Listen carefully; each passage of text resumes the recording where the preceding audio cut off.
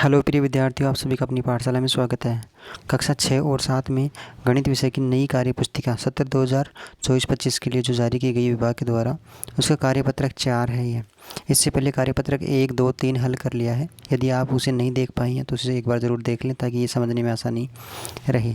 कार्यपत्रक 4 में संख्याओं को विस्तारित रूप में लिखने की समझ विकसित कर पाना, ये दक्षता आप सीख जाएंगे। यदि आप इसे ध्यान से समझेंगे और समझने का प्रयास करेंगे तो आप इस कार्य को करने के लिए कुछ ना कुछ ज़रूर सीख पाएंगे, अन्यथा फिर आप ये समझ नहीं पाएंगे कि किस प्रकार से लिखना है। क्वेश्चन नंबर 1 है, रिक्त स्थानों की पूर्ति कीजिए। तो एक प्रश्न हल करके अपने को दिखाया गया है, उसी प्रकार से अपने को अगले प्रश्न को हल करना है और इसे लिखना है। एक संख्या लिख दी यहाँ पे 5329। इसको ध्यान से देखिए, समझने पर ध्यान दे थोड़ा। 5329, तो इसमें हज़ार के कितने हैं, यानी 5000 है, 3 सैकड़ा है, 2 दहाई हैं और 9 इकाई हैं। सबका योग किया गया, बीच में प्लस का चिन्ह लगा हुआ, सभी के सबका योग किया गया और इसी योग को यहाँ पे दर्शाया गया। ये संख्या वाली ये संख्या है। इसी प्रकार से अपने को अगली संख्या में लिखना है। तो यहाँ पे देखेंगे इकाई, दहाई, सैकड़ा और हज़ार। इधर से देखेंगे तो 3 इकाई हैं, 7 दहाई हैं, 8 सैकड़ा हैं और 2000 हैं। 2000 कैसे बनते हैं इसका, तो विस्तारित रूप में करके देखेंगे तो 1000 को 2 से गुणा करेंगे तो 2000 हो गया। ये फिर सैकड़ा है, 8 सैकड़ा हैं तो 100 सैकड़ा से गुणा करेंगे तो 800 हो गए। और दहाई कितनी है, 7 हैं, तो 7 को 10 से गुणा करेंगे क्योंकि दहाई में 10 होते हैं, इसलिए 10 इकाई होती है, इसलिए 10 से गुणा किया और लास्ट वाले को 1 से गुणा किया।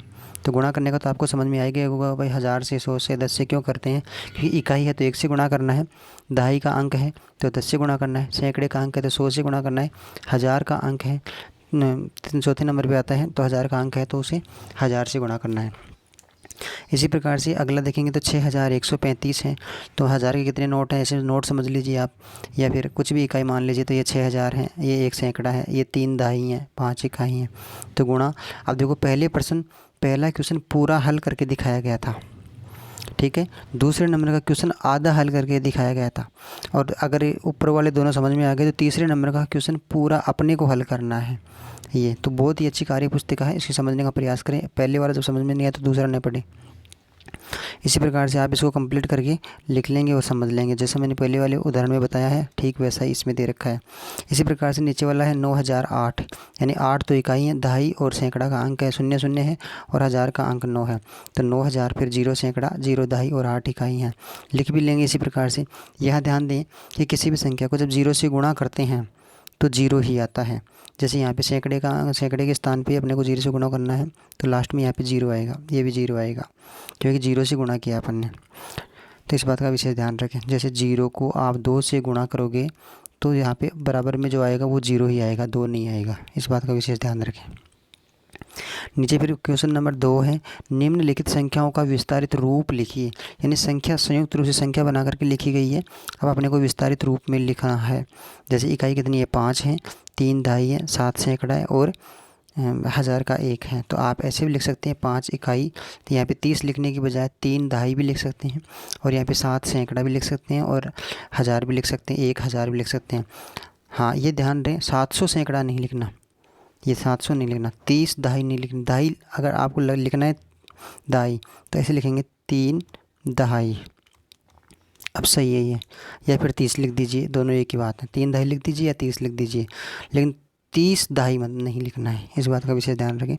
2805 अगली संख्या है, तो इकाई कितनी है, 5, दहाई का अंक 0 है तो 0, सैकड़े का अंक क्या है, 8 है तो 800 हो गया और हज़ार का अंक 2 है तो 2000 हो गया। इस प्रकार से आगे वाला क्वेश्चन भी ऐसे ही है, 7603, तो 7603 हो गया, ये 7000 हो गया, ये 600 हो गया, ये दहाई का अंक 0 है तो 0 आ गया और आगे 3 हो गया।